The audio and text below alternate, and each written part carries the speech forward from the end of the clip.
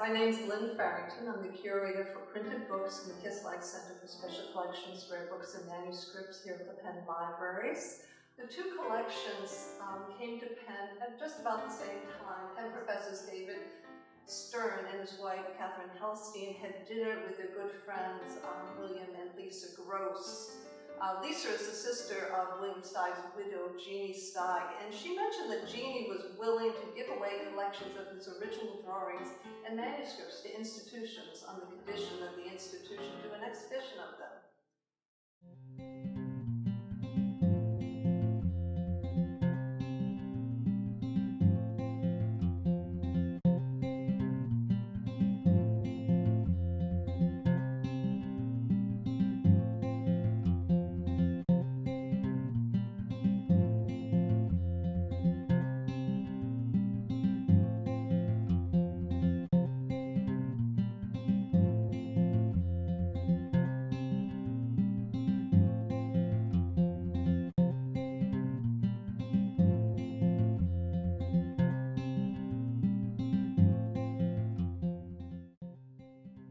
Both Dan and I were blown away by what we saw and had a difficult time choosing drawings for Penn.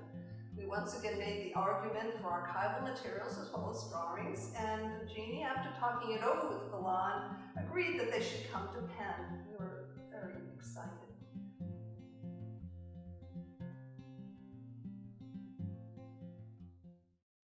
It was really difficult to make choices about which of the New Yorker covers I would show because there were so many wonderful ones. So what I decided to do was try to show a range of covers from over the years and show the printed covers and a couple of examples of original artwork that were used for the covers.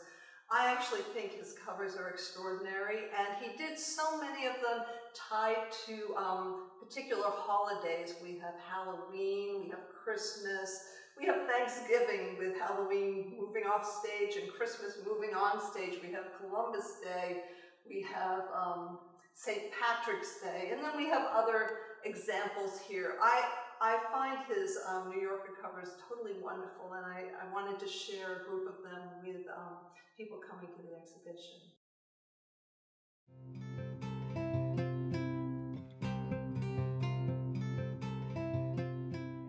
Atha Tihan was another referral that we had, this time coming through Frank Barr and University Development. Atha had contacted Frank about her collection of children's books, and he had then contacted the library to see if we were interested.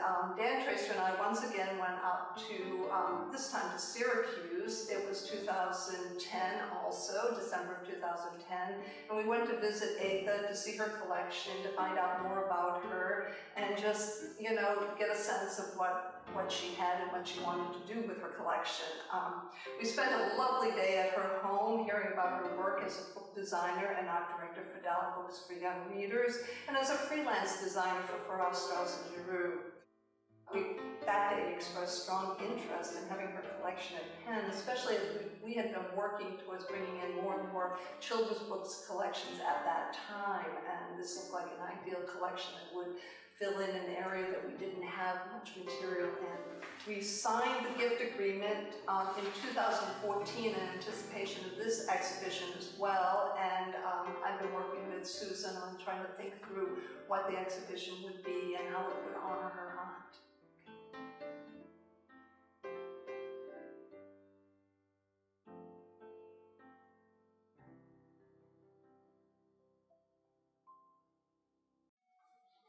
Among the cases in the Atha Tihan exhibit, the School of Atha, this one on Jerry Pinkney and Julius Lester's book, The Old African, is among my favorites, partially because it was one of her favorites as well. I think because she was in retirement and had more time to spend with it, she really enjoyed working on it. And you can see by the interactions, by the discussion, in the emails that are reproduced in the case, by the attention paid to colors. The colors for the chapter numbers are described individually. So all of these kinds of things come out. We can see her working with Jerry on the illustrations and him developing the illustrations for this book. So I think this is a really enjoyable book. to consider, as one of the things in retirement, kind of an apex for her. I'm just going to read a brief quote here. I love this quote that Pinckney wrote about her lessons becoming part of his bookmaking DNA. He said, "And so it was and is today when I sit down at my drawing table to begin a new project. Along with the drawing pad, pencils, and markers are Ather's rules. Respect the book's gutters, honor the trim size, and make sure the central characters connect with each other."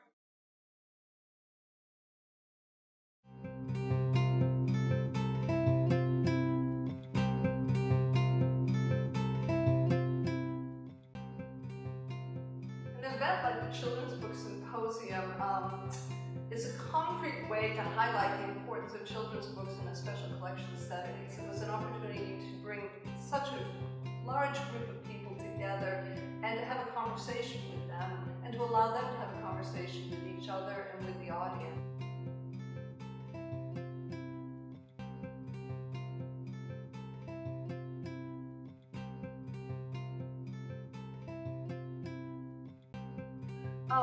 The enthusiasm for the symposium was infectious. I must say, people said many great things. They said fabulous, stimulating, amazing, engaging, interactive, thought-provoking.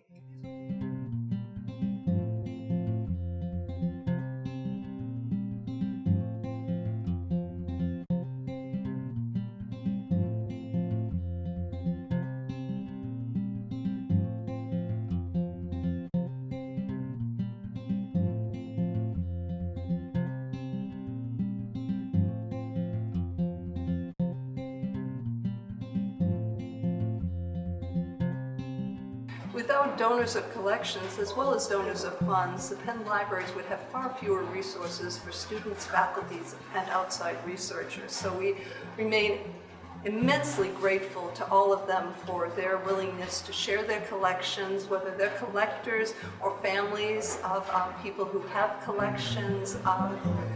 These kinds of gifts make an incredible impact on what we're able to do at the Penn Libraries.